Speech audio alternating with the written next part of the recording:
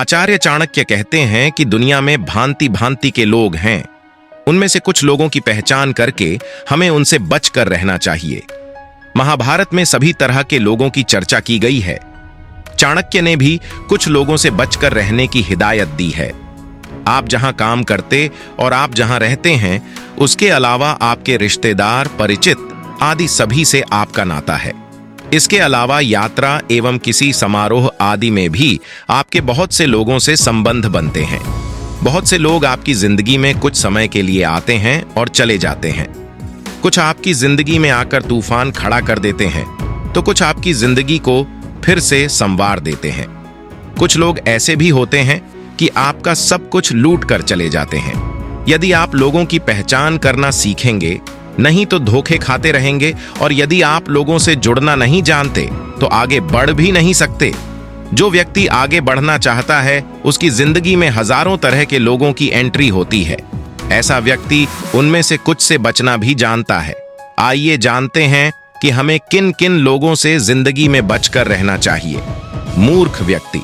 मूर्ख की पहचान क्या है? मूर्ख भी कई प्रकार के होते हैं। पढ़े लिखे लोग भी मूर्ख होते हैं।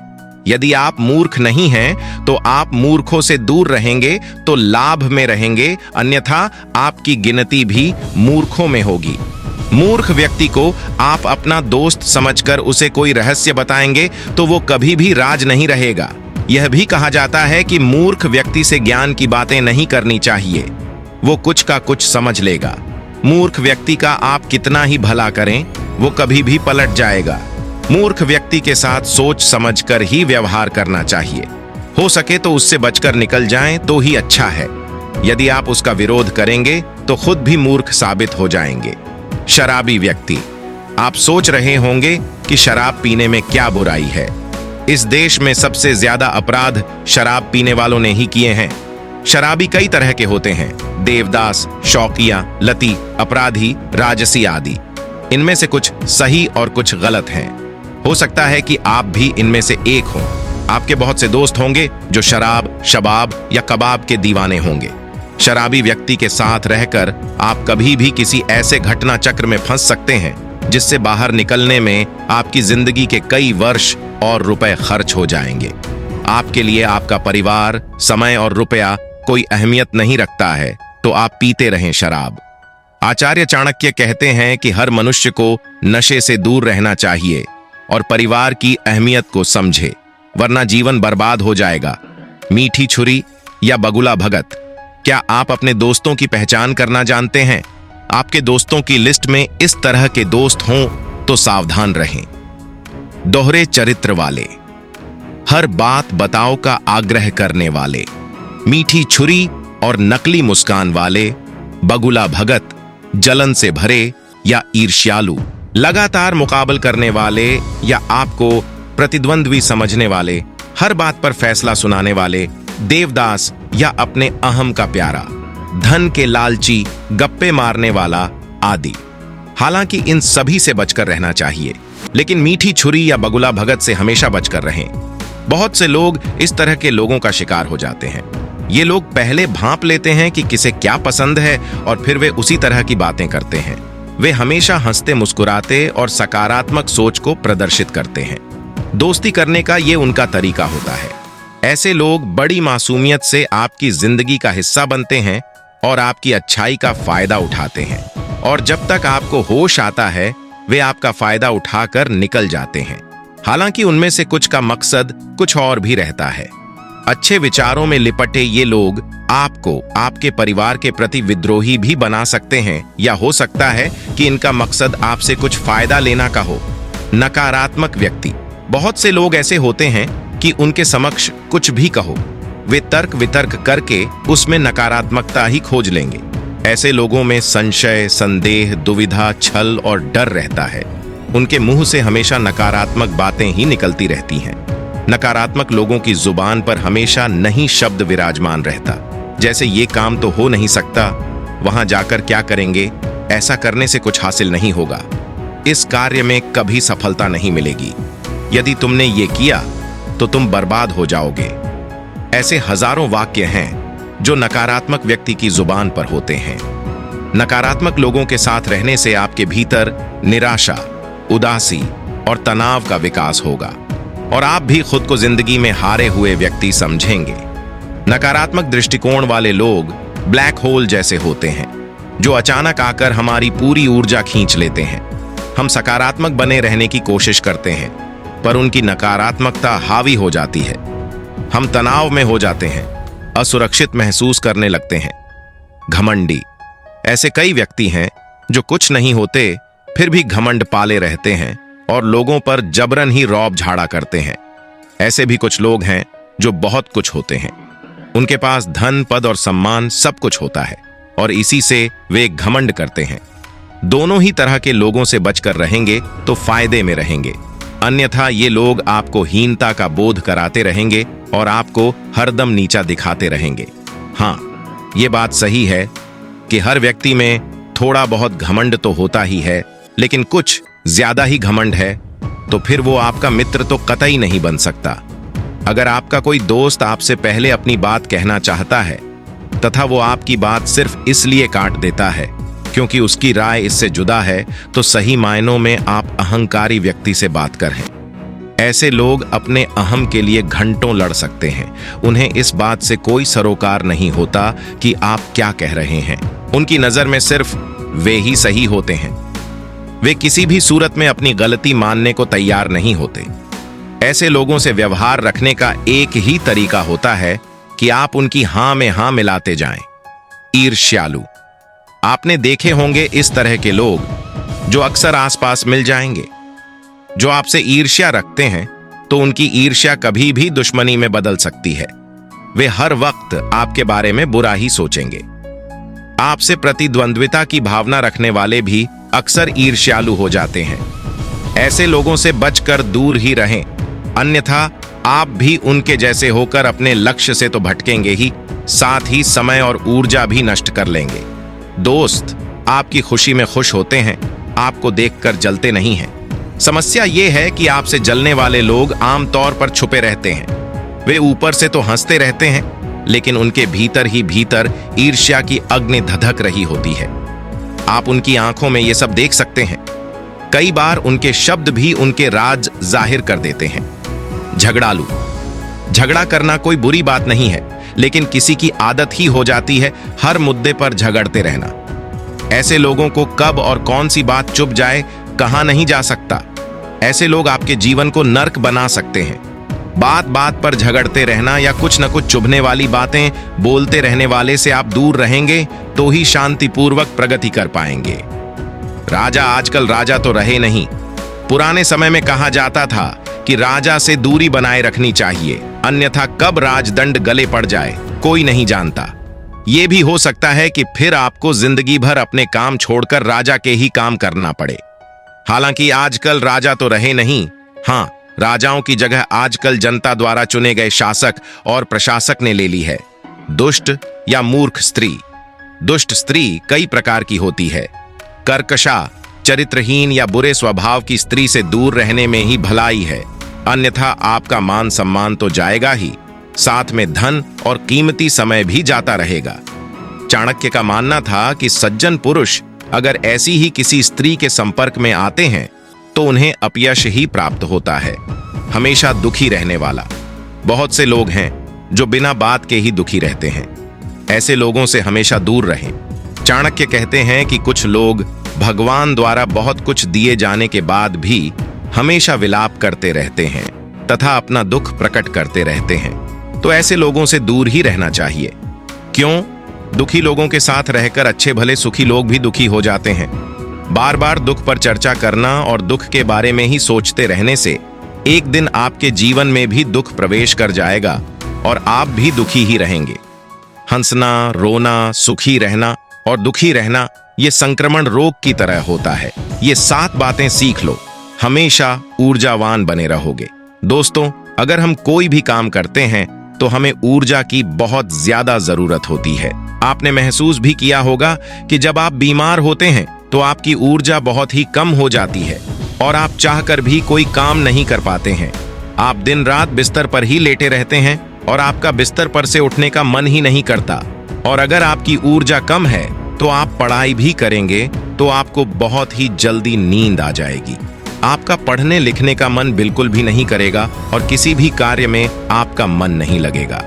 आपको बहुत ही जल्दी थकावट होने लग जाएगी। इसलिए शरीर में ऊर्जा का होना बहुत ज्यादा जरूरी होता है। जिस इंसान के शरीर में जितनी अच्छी ऊर्जा होती है वो उतना ही चुस्त दुरुस्त और फुर्तीला होता है। उसका शरीर उतना ही अच्छे तरीके से काम करता है। लेकिन जिस व्यक्ति के अंदर ऊर्जा की कमी रहती है उसका मन बहुत ही निराश और हताश रहता है। वो चिंताओं में डूबा रहता है। उसका कोई भी काम करने का मन ही नहीं करता और उसे तमाम तरह की बीमारियां जकड़ लेती हैं। इसलिए शरीर में ऊर्जा का होना अति आवश्यक है। मित्रों, आज की इस वीडियो में हम ऊर्जा बढ़ाने के तरीकों के बारे में जानेंगे, जिसे जानकर और समझ लेने के बाद आप खुद अपने अंदर की ऊर्जा को बढ़ा सकेंगे और आप खुद तरोताजा महसूस करेंगे। आपके शरीर के अंदर फुर्ती आ जाएगी। दोस्तों, प्राचीन समय में नर्मदा नदी के किनारे बसे एक आश्रम में रोज की तरह गुरु अपने शिष्यों को तरह तरह की विद्याएं सिखाया करते थे। कुंडली, योग से लेकर ध्यान करने तक वो सारी विद्याएं अपने शिष्यों को सिखाया करते थे। उस आश्रम में एक सोहन नाम का एक शिष्य था, जिसका व्यवहार अन्य शिष्यों से बिल्कुल अलग था। उसके शरीर में ऊर्जा रहती ही नहीं थी। वो हर समय थका थका सा रहता था। एक बार की बात है, गुरु रोज की तरह अपने शिष्यों को ज्ञान का उपदेश दे रहे थे। उपदेश के बीच में ही सोहन को नींद आ गई और गुरु की नजर अचानक सोहन पर पड़ गई। फिर गुरु को गुस्सा आया। गुरु डांटते हुए बोले, सोहन, तुम रात को ठीक से सोए नहीं थे क्या, जो तुम्हें अभी इसी वक्त नींद आ रही है? सोहन घबरा गया और तुरंत नींद से जाग गया और फिर कहने लगा कि गुरुवर क्षमा करें, मैं रात को भी सोता हूं, फिर भी पता नहीं क्यों मुझे हर समय नींद आती रहती है। ऐसा लगता है कि शरीर में जान ही नहीं है। मैं बहुत जल्दी थक भी जाता हूं, चाहकर भी मैं कुछ कर नहीं पाता। गुरुवर, मेरा पढ़ाई में भी बिल्कुल मन नहीं लगता। मैं तरह तरह के उपाय भी अपनाता हूं, गुरुवर, फिर भी मैं सफल नहीं हो पाता। हर समय ऐसा लगता है कि हमारे शरीर की ऊर्जा को किसी ने छीन लिया है। गुरु कहते हैं कि सोहन, तुम बिल्कुल भी घबराओ नहीं। आज तुम्हारे साथ साथ मैं सभी शिष्यों को शरीर की ऊर्जा बढ़ाने के तरीके बताता हूं, जिसे तुम सब ध्यान पूर्वक सुनना। गुरु कहते हैं कि शिष्यों, सिर्फ अच्छा भोजन करने से शरीर में ऊर्जा नहीं बढ़ती। शरीर में ऊर्जा बढ़ाने के कई सारे कारण होते हैं। गुरु कहते हैं कि आश्रम में जो अनाज की खेती होती है, क्या वो सिर्फ पानी डालने से फसल अच्छी तैयार हो जाती है? सभी शिष्य कहते हैं कि नहीं गुरुवर, उसमें तो खाद, मिट्टी के साथ साथ तमाम चीजें डालनी पड़ती हैं, तब जाकर फसल अच्छी तैयार होती है। गुरु कहते हैं कि अगर खेतों में पौधों को सिर्फ पानी ही डाला जाए तो क्या फसलों की पैदावार अच्छी होगी? सभी शिष्य कहते हैं कि नहीं गुरुवर, ऐसे में तो फैसले मुरझा जाएंगी। गुरु कहते हैं कि ठीक उसी प्रकार हमारे शरीर के भी हालत होती है। अगर हम सिर्फ खाना ही खाएंगे अच्छा तो भी हमारे शरीर में ऊर्जा नहीं पैदा होगी। अच्छी ऊर्जा पैदा करने के लिए कई सारे तरीके होते हैं। उनमें से पहला तरीका है कम खाने की आदत डालो। सभी शिष्य गुरु की इस बात को सुनकर आश्चर्यचकित हो जाते हैं कि गुरुवर, अगर हम लोग बहुत कम खाना खाएंगे तो फिर हमारे शरीर में ऊर्जा कहां से आएगी? गुरु कहते हैं कि यही तो आज तक तुम सब समझ ही नहीं पाए। लोग सोचते हैं कि ज्यादा खाना खाएंगे तो शरीर में ताकत बढ़ेगी। ऐसा कुछ भी नहीं होता है। आप खाना पर्याप्त मात्रा में खाएं, बल्कि मैं तो ये कहूंगा कि जितनी आपको भूख है उससे थोड़ा कम ही खाएं। इससे क्या होगा कि जो आपके शरीर की प्राण ऊर्जा है वो भोजन को जल्दी से पचा देगी और जो बाकी ऊर्जा बचेगी वो आपके शरीर की टूटी फूटी कोशिकाओं की मरम्मत करने में मदद करेगी। इससे आपके शरीर की प्राण ऊर्जा को आपके शरीर की देखरेख करने के लिए बहुत समय मिल जाएगा। और आप जब खाना पर्याप्त मात्रा में लेते हैं, बहुत ज्यादा खाना नहीं खाते हैं, तो आपका शरीर हल्का रहता है। और जब आपका शरीर हल्का रहेगा, खाना बहुत अच्छी तरीके से पच जाएगा, तो बाकी लोगों की अपेक्षा आप बहुत हल्का और ऊर्जावान महसूस करेंगे। गुरु कहते हैं कि जो लोग ज्यादा खाना खाते हैं उनके शरीर की सारी ऊर्जा सिर्फ खाने को ही पचाने में लग जाती है और कई घंटे तक तो उनका खाना पचता ही रहता है। और ठीक से उनका पाचन भी नहीं हो पाता। पेट उनका भारी भारी सा रहता है। लेकिन जो व्यक्ति कम खाते हैं उनका पाचन बहुत ही जल्दी हो जाता है और फिर बची हुई प्राण ऊर्जा शरीर की टूटी फूटी कोशिकाओं की मरम्मत करती रहती है। ऐसे लोग बहुत ही ऊर्जावान महसूस करते हैं। तुमने अजगर को तो देखा ही होगा। अजगर खाना खाने के बाद कई घंटे तक या यूं कहे कि कई दिनों तक यूं ही अस्वस्थ पड़ा रहता है। उसके शरीर की स्फूर्ति ही चली जाती है। ऐसे ही हम सबके साथ होता है। अगर हम ज्यादा खाना खाएंगे तो हमारे शरीर की सारी प्राण ऊर्जा पूरे दिन रात सिर्फ उस खाने को पचाने में लगी रहेगी। लेकिन अगर हम खाना पर्याप्त मात्रा में खाते हैं या जितनी हमारी भूख है उससे कम खाते हैं तो हमारे शरीर की बची हुई प्राण ऊर्जा हमारे शरीर की टूटी फूटी कोशिकाओं की मरम्मत करने में लग जाती है। गुरु कहते हैं कि पहले तो तुम सब ये करो कि जितनी तुम्हें भूख है उससे थोड़ा कम खाओ और आज से ही इस रहस्यमय तरीके को अपनाना शुरू कर दो। इसका असर तुम्हें 1 हफ्ते में दिखने लगेगा। गुरु कहते हैं कि दूसरी बात जो तुम सबको याद रखनी है हमेशा ऊर्जावान बने रहने के लिए वो ये है कि पौष्टिक भोजन खाओ। गुरु कहते हैं कि अधिकतर लोग तो सिर्फ पेट भरने के लिए खाना खाते हैं। उन्हें लगता है कि उनका पेट बस भर जाए तो सब ठीक हो जाएगा। तो ऐसा बिल्कुल भी नहीं होता है। आपके शरीर को विभिन्न प्रकार के विटामिन की जरूरत होती है। अगर आपके शरीर को पर्याप्त मात्रा में विटामिन नहीं मिलेगा तो धीरे धीरे आपका शरीर कमजोर पड़ने लगेगा। मान लीजिए कि आपके शरीर में विटामिन ए की कमी रहती है तो आपको रतौंधी रोग हो सकता है। अगर आप अपने खाने में कैल्शियम की मात्रा नहीं लेते हैं तो इससे आपकी हड्डियां कमजोर हो जाएंगी और उनमें दर्द भी हो सकता है। हड्डियों को मजबूत करने के लिए सबसे अच्छा तरीका है कि आप दूध का सेवन करें और आप थोड़ा समय धूप में जरूर बिताएं। इससे क्या होगा कि विटामिन डी धूप में त्वचा के नीचे पर्याप्त मात्रा में बन जाएगी। सूर्य के प्रकाश में ही विटामिन डी का निर्माण होता है और उसका निर्माण आपकी त्वचा के नीचे होता है, जो आपके शरीर की हड्डियों को मजबूत बनाने में अति आवश्यक होता है। इससे आपकी त्वचा में चमक भी बढ़ती है और आप तंदुरुस्त भी रहेंगे। गुरु कहते हैं कि खाने में अच्छा और पौष्टिक भोजन लो और जितना ज्यादा हो सके प्राकृतिक भोजन खाओ, उससे तुम्हारा मन शांत रहेगा। गुरु कहते हैं कि शिष्यों हमेशा ऊर्जावान बने रहने का तीसरा तरीका है व्यायाम करने और ध्यान करने की आदत डालो। शिष्य कहने लगे, गुरुवर ये तो हम प्रतिदिन करते हैं, इसमें कौन सी बड़ी बात है, ये तो सभी करते हैं। गुरु कहते हैं कि हाँ ये बात तुम्हारी सही है, लेकिन अगर व्यायाम को और ध्यान को एक निश्चित समय पर न किया जाए, जब मन में आया तब कर लिया, तो ऐसा करने से कोई मतलब नहीं होता है, बल्कि उसके शरीर पर बुरा असर तुम्हें देखने को मिलेगा।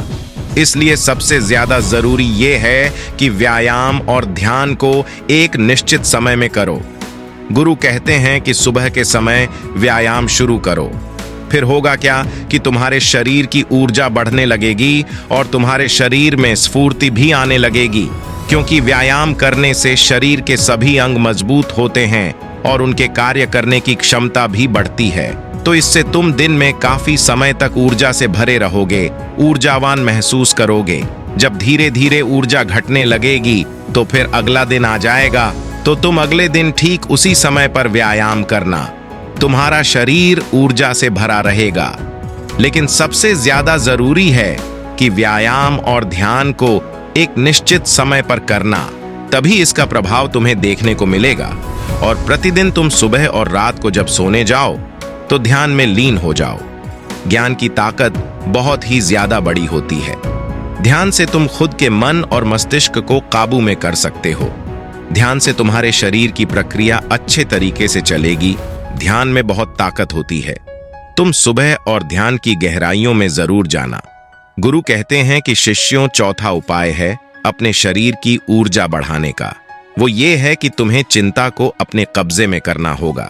गुरु कहते हैं कि शिष्यों अभी तुम सब बच्चे हो, अभी तुम सबको इतनी फिक्र नहीं है, लेकिन जब तुम धीरे धीरे बड़े होने लगोगे तो तुम्हारे ऊपर भी जिम्मेदारियों का बोझ आएगा, तो तुम्हारे ऊपर तमाम कामों का बोझ रहेगा। मैं ये नहीं कह रहा हूं कि तुम चिंता से हमेशा के लिए मुक्त हो सकते हो, लेकिन हां, अगर तुम समझकर चलो कि चिंता को कैसे रोका जाए, उसे कैसे अपने से दूर रखना है, उसे खुद पर हावी नहीं होने देना है, तो तुम बहुत ही समझदार व्यक्ति कहलाओगे। क्योंकि चिंता ही एक ऐसी बीमारी है जो तुम्हारे शरीर को हर वक्त जलाती रहती है। जो व्यक्ति जितना गहराई से और जितना अंदर से चिंता करता है, वो बहुत ही ज्यादा परेशान रहता है। उसके शरीर की ऊर्जा को चिंता खुद छीन लेती है, और जिसके जीवन में चिंता ज्यादा है वो मानसिक रूप से भी बीमार रहता है। इसलिए तुम सबको चिंता पर काबू पाना होगा। चिंता करने से ना तो हमारा भविष्य बदलता है और ना ही हमारा भूतकाल। चिंता सिर्फ और सिर्फ हमारे शरीर को हमसे छीनती जाती है, हमारे सुख चैन को हमसे छीन लेती है। इसलिए जिस चीज को लेकर तुम्हें चिंता हो रही है, एक बार गौर से ध्यान में बैठकर उसे देखने की कोशिश करो कि क्या वाकई में वो बात चिंता करने लायक है या नहीं। तब तुम पाओगे कि तुम 70 से 80% तो चिंता बेफिजूल की बातों को लेकर सोच रहे हो, जिनका वास्तव में कोई मतलब नहीं है। जिस भी बात को तुम जितना ज्यादा पकड़ कर रखोगे, वो बात तुम्हें बहुत ही ज्यादा सताएगी। इसलिए जो हो रहा है उसे होने दो, क्योंकि अगर तुम्हारा शरीर स्वस्थ रहेगा, तुम ऊर्जावान बने रहोगे, तो तुम चिंता से भी निपट लोगे। इसलिए शिष्यों, अगर तुम्हें ऊर्जावान बने रहना है तो चिंता को अपने काबू में करना होगा, और इसके लिए आप प्रतिदिन ध्यान और व्यायाम की क्रिया जरूर शुरू करो। गुरु कहते हैं कि हमेशा ऊर्जावान बने रहने का 5वां नियम है, समय की गति के अनुसार चलो। शिष्य कहते हैं कि गुरुवर, ये बात कुछ समझ में नहीं आ रही है कि समय की गति के अनुसार क्या होता है। गुरु कहते हैं कि जब सुबह होती है तो चिड़िया चहचहाने लगती हैं, पौधों के फूल खिल जाते हैं, पत्तियां हरी भरी हो जाती हैं, वो भी सूर्य के प्रकाश में अपने भोजन का निर्माण करने लगते हैं, कलियां भी खिलने लगती हैं और चारों तरफ पेड़ पौधे ऊर्जा से भर जाते हैं। इसी प्रकार तुम्हारा शरीर भी होता है। अगर सूर्य निकलने से पहले तुम नहीं उठते हो बिस्तर से, तो तुम्हारे शरीर की ऊर्जा कम होने लगती है। प्रकृति के साथ खुद को तालमेल बनाकर चलो। जब सूर्य उगता है उससे पहले तुम सब अपने बिस्तर से उठ जाओ, और जब सूर्य अस्त होने लगता है तो उस समय भी तुम सब सोने चले जाओ। अगर तुम सब सही काम को सही समय पर करते हो तो तुम्हारा शरीर हमेशा ऊर्जावान बना रहेगा।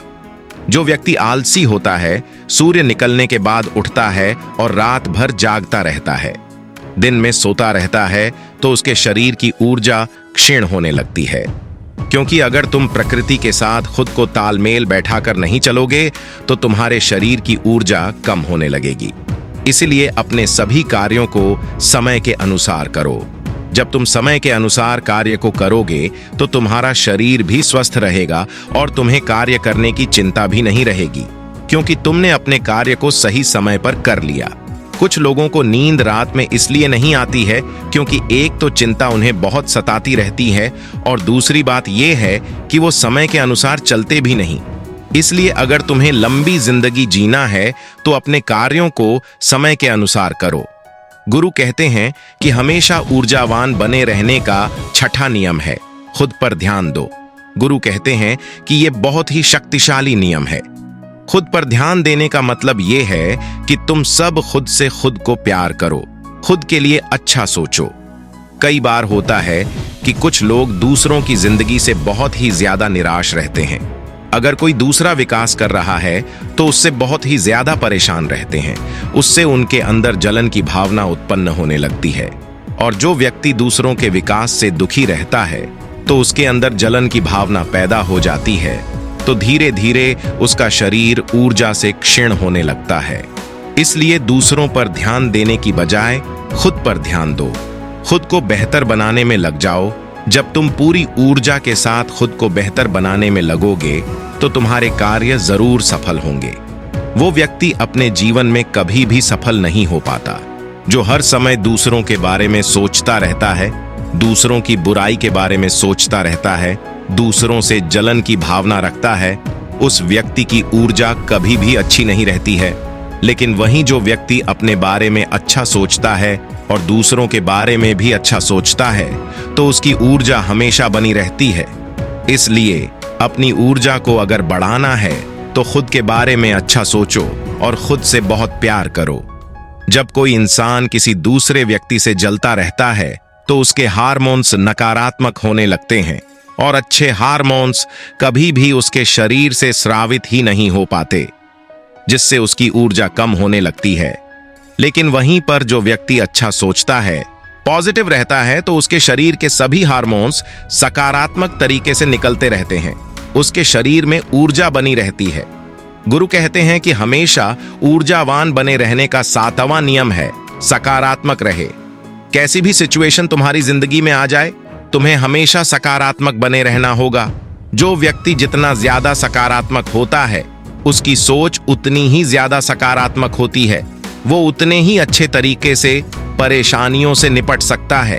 लेकिन जिसके दिमाग में हमेशा नकारात्मक बातें ही भरी रहती हैं, वो नकारात्मक बातें ही सोचता रहता है, तो उसकी ऊर्जा लगातार नीचे की तरफ बहती रहती है, जिससे उसके शरीर की ऊर्जा धीरे धीरे क्षीण होने लगती है। लेकिन जिस व्यक्ति के अंदर सकारात्मक भावनाएं पैदा होती हैं, सकारात्मक बातें वो सोचता है, तो उसके अंदर की ऊर्जा ऊपर की तरफ बहती है। और जब ऊर्जा ऊपर की तरफ बहती है, तो वो किसी भी कार्य पर, किसी भी तत्व पर बहुत ही अच्छे तरीके से सोच पाता है। और जब किसी काम को करता है, तो उसमें वो सफल जरूर होता है। इसलिए शिष्यों, हमेशा सकारात्मक बने रहना बहुत ज्यादा जरूरी होता है। जरूरी नहीं कि हर पल आप सकारात्मक ही रहे, लेकिन अगर आपकी सोच सकारात्मक है, तो आप तमाम तरह की मुश्किलों से पार पा सकते हैं, मुश्किलों को अपनी जिंदगी से हरा सकते हैं। इसीलिए सकारात्मक सोच के साथ आगे बढ़ने का प्रयास जरूर करो। गुरु कहते हैं कि शिष्यों, ये 7 नियम अगर तुम सब अपना लेते हो, तो तुम्हारे शरीर की ऊर्जा कभी भी कम नहीं होगी। हमेशा तुम ऊर्जावान बने रहोगे। और सोहन, तुम तो मेरी ये 7 बातें आज से ही अपनाना शुरू करो, और अभी से, ताकि तुम्हारे शरीर की ऊर्जा ऊपर की तरफ बढ़े और तुम सकारात्मक सोच सको। जब तुम्हारे शरीर की ऊर्जा ऊपर की तरफ रहेगी, तो तुम्हें नींद भी समय पर आएगी। हर पल तुम्हें नींद नहीं आएगी और तुम्हारा शरीर ऊर्जा से भरा रहेगा। गुरु ये 7 नियम बताकर शांत हो जाते हैं। तभी सभी शिष्य खड़े होते हैं और गुरु को प्रणाम करते हैं और उनका धन्यवाद करते हैं, और सब लोग अपने अपने कामों पर वापस लग जाते हैं। तो दोस्तों, मुझे उम्मीद है कि आज की वीडियो आपको पसंद आई होगी। अगर आप हमारे चैनल पर नए हैं, तो चैनल को सब्सक्राइब जरूर करें। मिलते हैं अगली वीडियो में। आप अपना ख्याल रखें।